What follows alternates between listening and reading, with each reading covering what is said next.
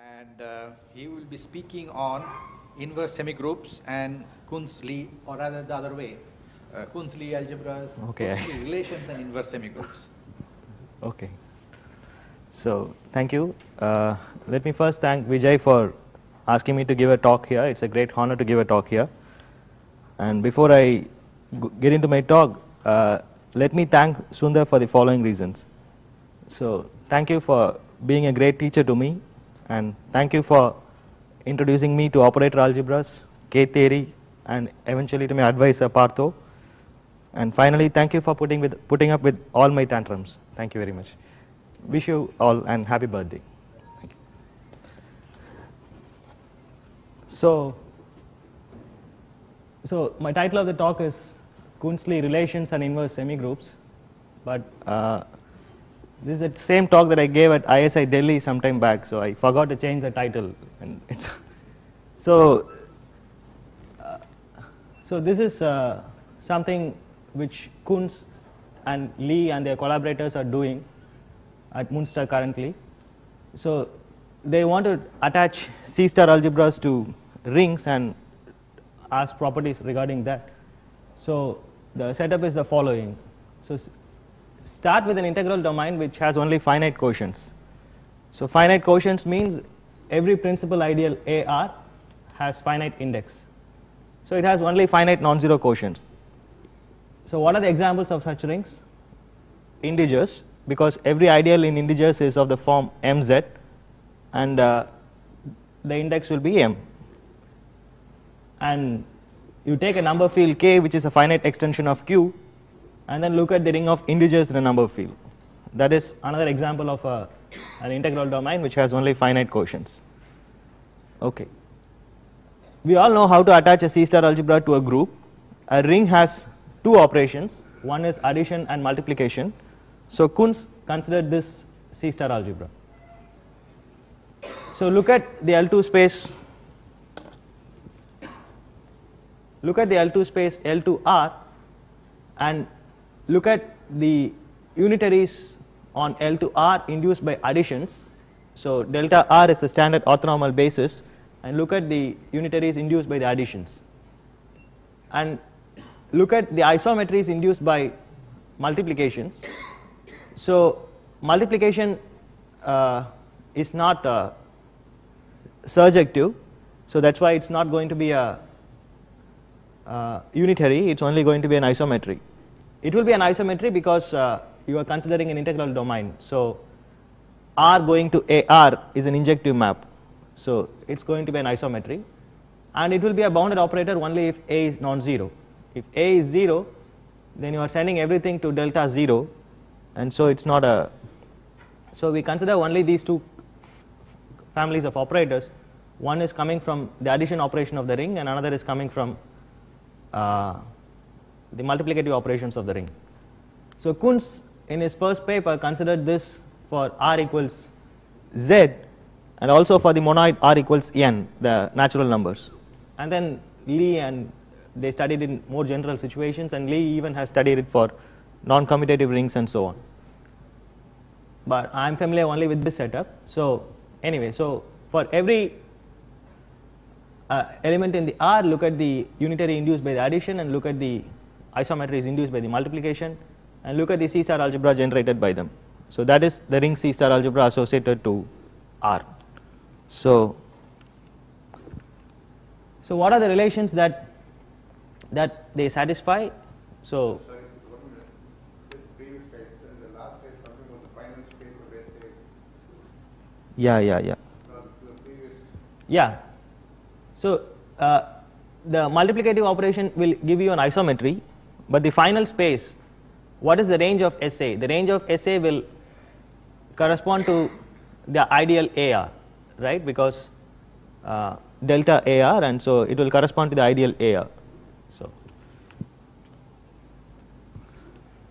So these satisfies these relations. Obviously, that if you add by n and add by m, it's same as adding it by m plus n.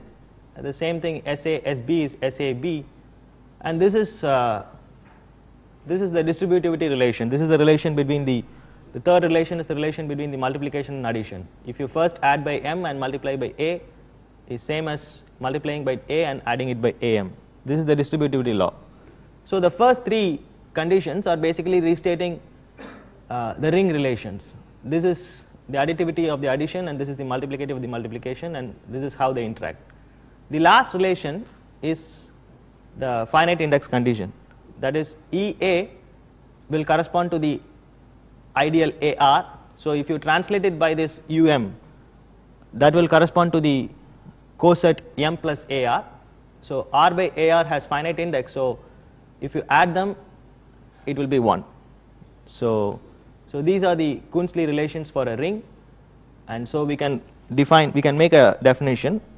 So consider the universal C star algebra, that is called the ring C star algebra associated to a ring, generated by a set of isometries SA for A non-zero and a set of unitaries UM with M for every R satisfying the above relations.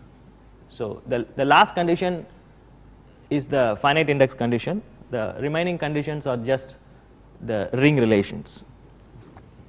Okay. The existence of universal C-star algebra obvious. Yeah, you just take polynomials in UM and SA, and if you demand them to be unitary, this UM will have norm less than or equals 1 and SAs also will have norm less than or equals 1. So you look at the star algebra generated by UM and SA and put this soup norm, and moreover this is a concrete representation of the universal C star algebra is the reduced C star algebra. The reduced C star algebra is the one which is on L to R induced by the addition and multiplication operations. So there is a natural map from UR to U reduced R with sending small SA to capital SA and small um to capital Um. Okay. So what did Kunz and Lee proved? Kunz straight away proved that this algebra is simple and purely infinite. So simple means it does not have any ideals, and purely infinite means every hereditary C star subalgebra contains an infinite projection. An infinite projection is one which is equivalent to a proper subprojection, and he proved that this is simple as well as purely infinite. So because it is simple, the natural representation from UR to U, the regular representation is actually an isomorphism. Because it's simple, it does not have any ideals, so it's going to be 1 1. And he also proved that this is actually Morita equivalent to a cross product. The form of this C star algebra is actually obtained by cutting down a cross product by a projection. I will explain this with an example. And in fact it is actually a groupoid C star algebra. So this Morita equivalence is of C star algebras is exactly like that of rings. You say two C star algebras are Morita equivalent if there is two C star algebras A and B are Morita equivalent if there is a AB bimodule and another BA bimodule, such that if you tensor them you get your original A and B. So the Morita equivalence will so Morita equivalent C star algebras will have same representation theories and so on. Okay. So let me illustrate with this with an example what is this cross product and what is this groupoid. So what is the form of this universal C star algebra UR? So this is again Kunz result. So consider the ring, the familiar ring integers, ring R equals Z. Then look at this space. So AF is this product QP, where QP is the periodic completion of Q. Look at the Cartesian product, but you demand that only finitely many of them are outside ZP. And look at so this is called the ring of finite adults in number theory, and look at this Cartesian product ZP in AF. This is going to be a subgroup of AF, and this is actually a locally compact group. You can give the Cartesian topology on this and give the subspace topology, and this is going to be a compact open subgroup there. Okay, I need this. So this is called the ring of finite adults, and this is the compact open subgroup sitting inside there. So moreover, this so QP is the completion of Q with the periodic metric. So Q will be sitting inside QP for every P, and so you can let Q, there is an embedding of Q in AF. You just embedded X going to XXX and so on. But you can prove that for only for finitely, except for finitely many primes, any rational will be in ZP for the thing. So there is an so AF is a ring actually, and it will contain Q. Q is the rational numbers. Okay. Okay. So look at this cross product. So Q is a ring which is sitting inside AF. So Q will act on AF by addition, and Q star, or this is the set of non-zero elements in Q, and that will act on AF by multiplication. Actually, the ring of finite adults is actually a ring and which contains Q as a subring. Therefore, this semi-direct product. So what is this semi-direct product? You look at Q as an additive group. You look at the multiplicative group Q star that acts on Q by multiplication. So looking at the semi-direct product is the same as looking at the field. So look at this semi-direct product. This will act on AF, where Q acts on AF by addition and Q star acts on AF by multiplication. And you can form this cross product. And Z hat is a compact open subset of AF. So indicator of Z hat makes sense as an element of C0 AF. And I cut it down by that projection. And Kunz and Lee proved that such a C-star algebra is isomorphic to this. From here, the second line is not very difficult to prove. The second line is that you just have to argue that, so this equivalence with M is that Morita equivalence. It is not difficult to prove that this is Morita equivalent to this. The only thing that one needs to argue is that this projection P, this projection 1 Z hat, is actually a full projection. That is not difficult to show.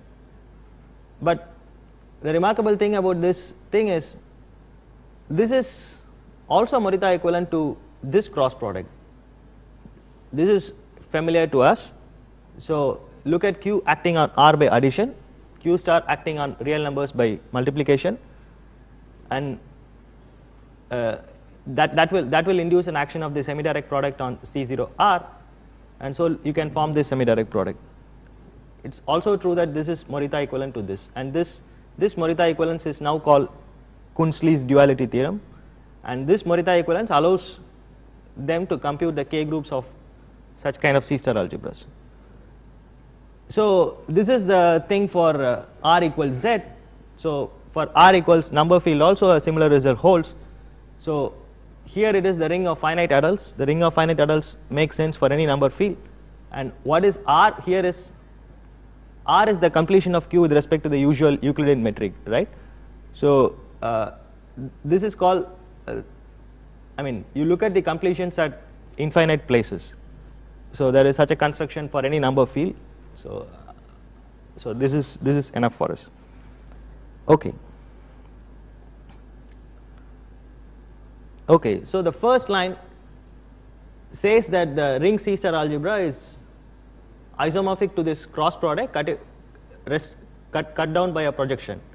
So in the groupoid language, this is same as saying you look at, so this group acts on this set, and so you can form the groupoid associated to that action, that is the transformation groupoid, and Z hat is a compact open subset of AF, and you restrict that to Z hat.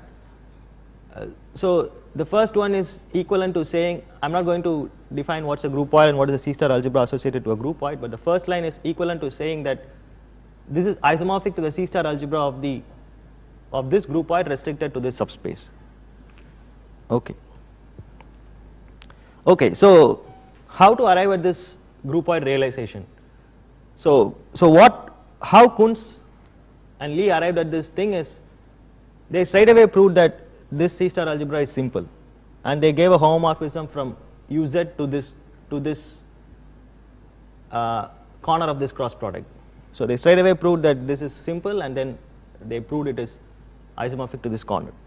But there is a very conceptual way where one can arrive at this isomorphism, that is if you use the language of inverse semigroups.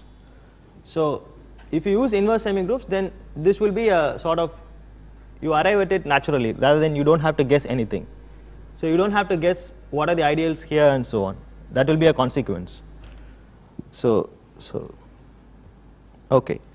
Before I show how inverse semigroups will give you such a thing, let us do a bit of generalization.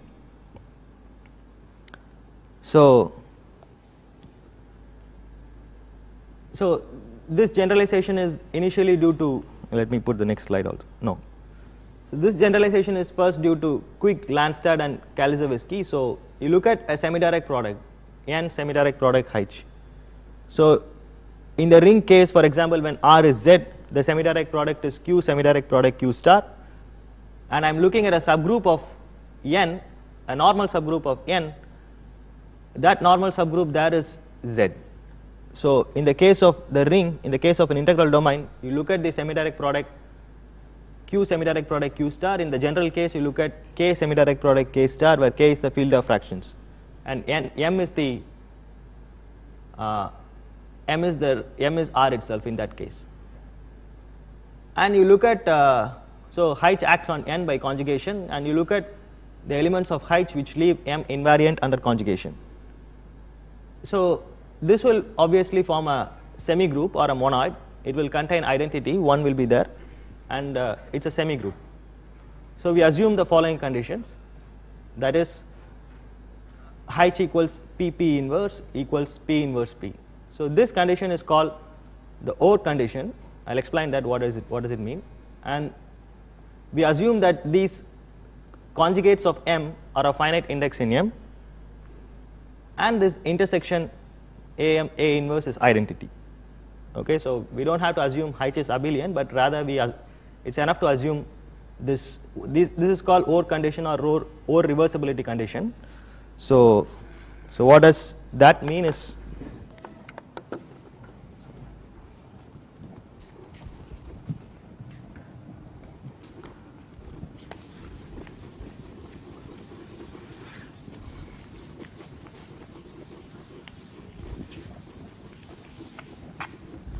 so you have a semigroup P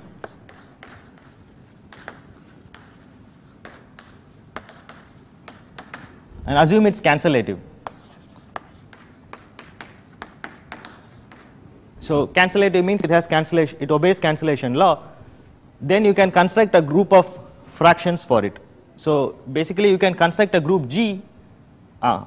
When you can construct a group of fractions for it, that's called OR semigroup. A semigroup P is said to be right reversible if PA intersection PB is non-empty for every A and B in P. So if you have this condition, then you can form a group of fractions for it. You can form a group H, which is which is such that P is a subgroup of H, and every element of H can be represented as a fraction of P. Okay. So what does this mean to say? So basically the proof of constructing the H is basically imitating the Grothendieck construction. So how you construct integers from natural numbers. You can do the same construction given this situation. So what it means to say PA intersection PB is non-empty, this means there exists alpha and beta such that alpha A equals beta B. Yeah, I wrote this because Sundar would insist on using a better notation. So he will insist on writing this as beta A equals alpha B. Beta A equals alpha B. The reason is, if P is abelian, the choice of alpha is A and the choice of beta is B. So it's so anyway, that's why I wanted to write this. That is not the reason. So basically this condition, the condition that, so I have written H equals PP inverse. So the fact that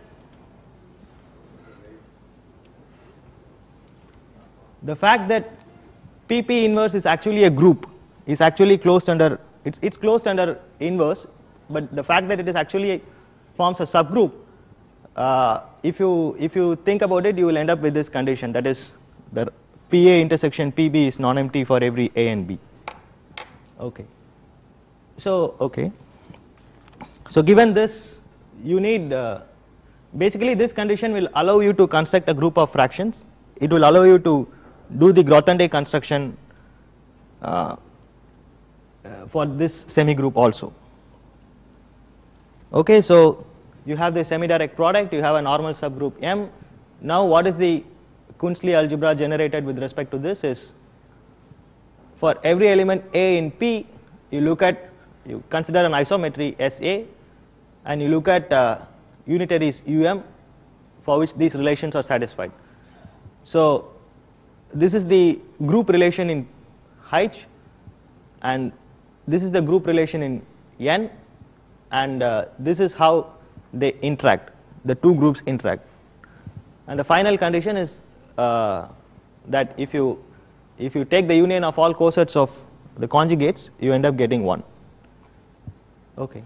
So the same case was considered when H is abelian by these 3 people, but one can do better. You don't have to assume the commutativity of this group. It's enough to assume this OR condition of the semi-group, the reversibility condition on the semi-group. Okay. So what are the examples of such a thing? So you look at the Kuntz-Lee setup. So there you had an integral domain R. So look at its field of fractions K and form the semi-direct product K star and take R as the normal subgroup of K. So if you take that, then the Kuntz-Lee algebra associated to a ring is actually a special case. So another special case, another example is, you look at an n cross n matrix, all whose entries are integers. It's an integer dilation matrix. What is an integer dilation matrix? Is all the entries of A are integers and all its eigenvalues are of absolute value greater than 1. So it's invertible, and determinant of A is modulus of determinant of A is greater than 1, and all its eigenvalues are greater than 1. Now let that matrix act on q power n by matrix multiplication and form the semi-direct product, and take your normal subgroup Zn to be normal subgroup to be Zn. You can check. Yeah. It is invertible over Q but not over Z. So yeah, so I need such a kind of thing. So you can check that for this thing also the previous conditions are satisfied. And the more interesting thing is, you look at a subgroup of GL and Q, it is just you are looking at a single matrix. You can also have a subgroup of GL and Q acting on Q power n, and you take a normal subgroup Zn of Qn. So you can take gamma to be GL and Q, for instance.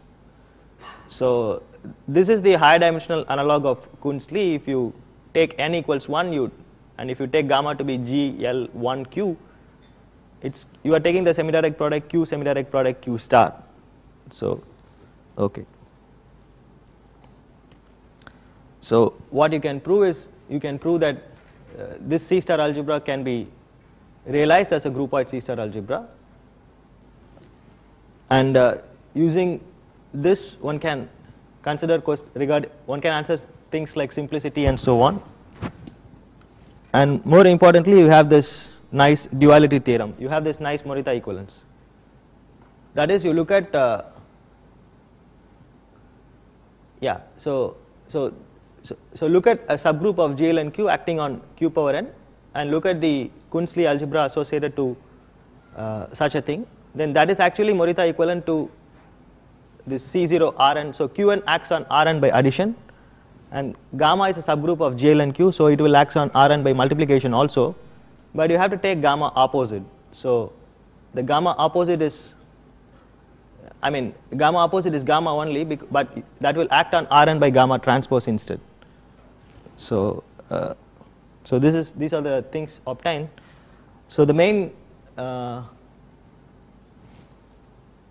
the inverse semigroups come when you try to realize this C star algebra as a groupoid C star algebra. So how to realize that as a groupoid C star algebra? Okay. So what are inverse semigroups? An inverse semigroup is an inverse semigroup if for every element S there is a partial inverse. It does not have inverse, but it has a partial inverse.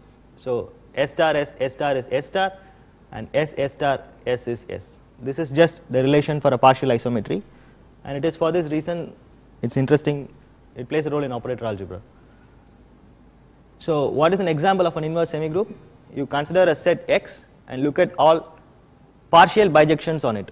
So what do we mean by a partial bijection? An element in Ix consists of three things: a domain, a codomain, and a bijection from a domain to codomain. Even an empty function is also a partial bijection. So that is like the 0. So if you don't like partially defined maps, you take a partial bijection, look at the operator on L2x. So you take delta x, and if it is there in the domain, apply phi. If it is not in the domain, you apply 0. So clearly this is a partial isometry, and this is going to be a semigroup morphism. And it's also a theorem due to Wagner and Preston that any inverse semigroup embeds into such a thing. This is like the Cayley's theorem for groups. Any inverse semigroup is actually a sub-semigroup of partial bijections. Okay. So thus an inverse semigroup is nothing but a semigroup of partial isometries. What?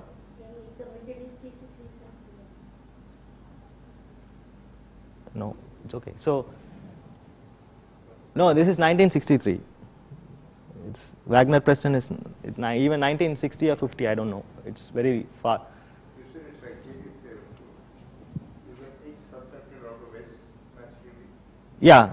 So yeah, X is actually constructed out of S. So you look at domain of S as actually for an inverse semigroup. If you look at the set of projections, that forms a commutative semigroup, and using that you do it. Okay. So an inverse semigroup is nothing but a star semigroup of partial isometry. So it consists of partial isometries, but composite of partial isometry is again a partial isometry. It is not true in general that if you take the product of two partial isometry, it's again a partial isometry, but an inverse semigroup is one which consists entirely of partial isometries, but which is also closed under multiplication. So a useful fact is that the set of idempotents in inverse semigroup actually forms a commutative semigroup. So using that you prove that theorem.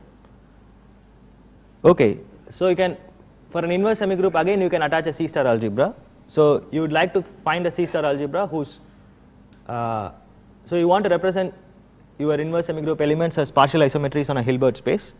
So you look at the enveloping algebra corresponding to that. So you look at you form this span of delta S or whatever, and then that will form a star algebra, and look at the enveloping C star algebra of such a thing.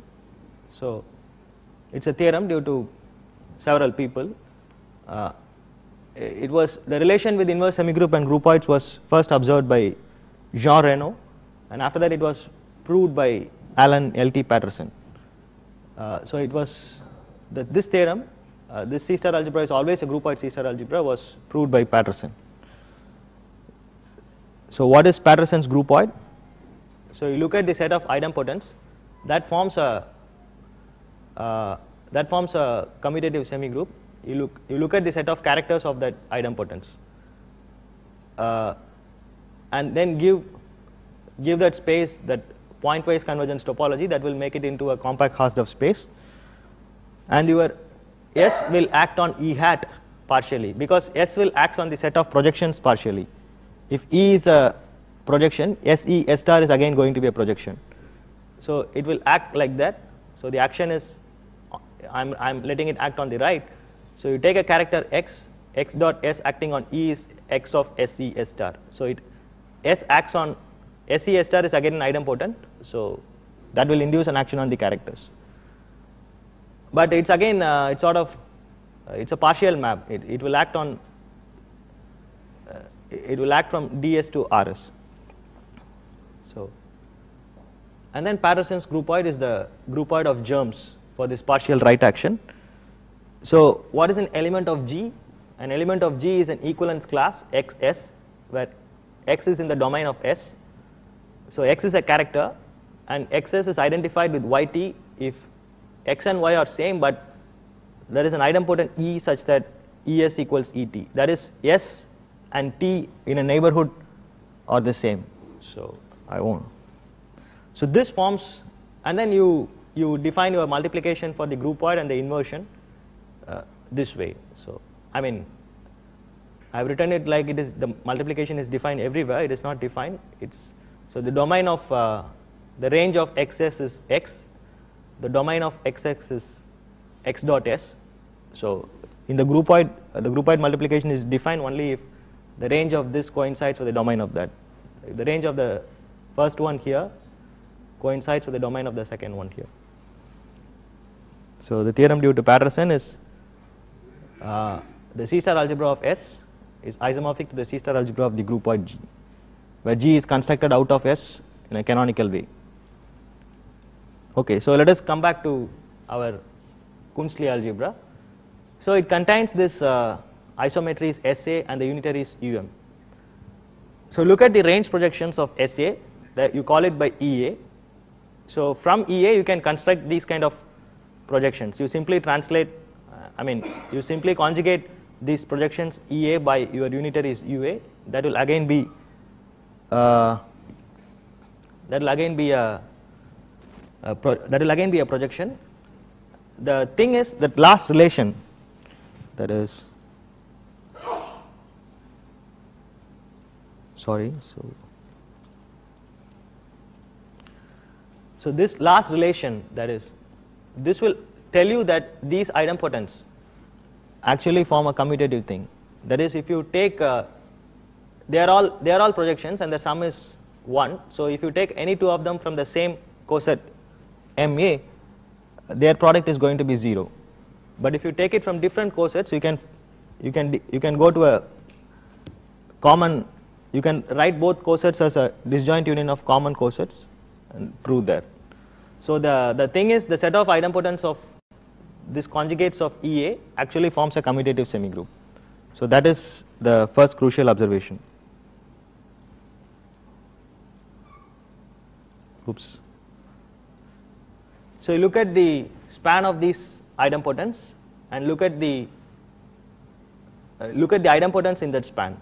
So, the first thing is this actually forms a commutative semigroup. The first thing you prove is, once you prove this, you look at this set. You just create an inverse semigroup out of these unitaries and isometries. And you also put a 0. So, then you can show that this is actually a star semigroup of partial isometries. That is, every element here is a partial isometry, and moreover, any product of them is again a partial isometry and again of the same form. So, this actually forms an inverse semigroup. And your Kuntz-Lie algebra, that is actually you will have a representation of this inverse semigroup in the Kuntz-Lie algebra. So, you can apply Patterson's machinery to construct the groupoid. So, one can apply the inverse semigroup machinery to study this thing, which is actually a quotient of this C star T. Actually, one has to apply Excel's theory of tight representations. It is, if you construct Patterson's groupoid, you won't end up getting the correct groupoid as what Kuntz and Lie has done. So, you have to restrict your groupoid to, so Patterson's groupoid is made up of all characters. You have to restrict your characters to what are called tight characters or maximal characters. There is a very neat conceptual way, and this is due to Excel. So, one can apply Excel's theory of tight representations to answer this question. So, you take this inverse semigroup, you just construct the Excel's groupoid, which is similar to Patterson's groupoid, and you end up getting the same groupoid as what Kuntz and Lie has done. So, So this gives a very nice, neat conceptual way of doing it. So, thank you.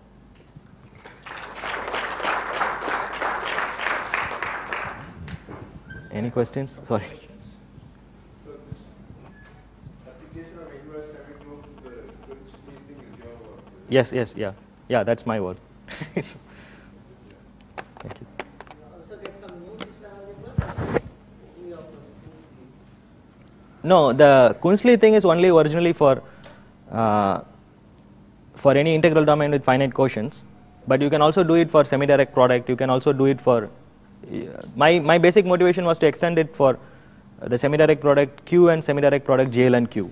You let JL and Q act on Qn and do that, whether those results will extend or not, and it does extend, and you can use inverse semigroups to study them. Only one philosophical objection. The gamma in the JL and Q. Yes, yes, yes. You will look at non-separable inverse measures. You said you look at N2 gamma. Gamma in what? You said gamma is any subgroup of JL and Q, right? JL and Q. JL and Q, Yeah, yeah, yeah. Not JL and R. not JL and That's why I looked at JL and Q. So. So compute the K theory and Yeah, the K theory computation was done by Kunz and Lee for ring C-star algebras.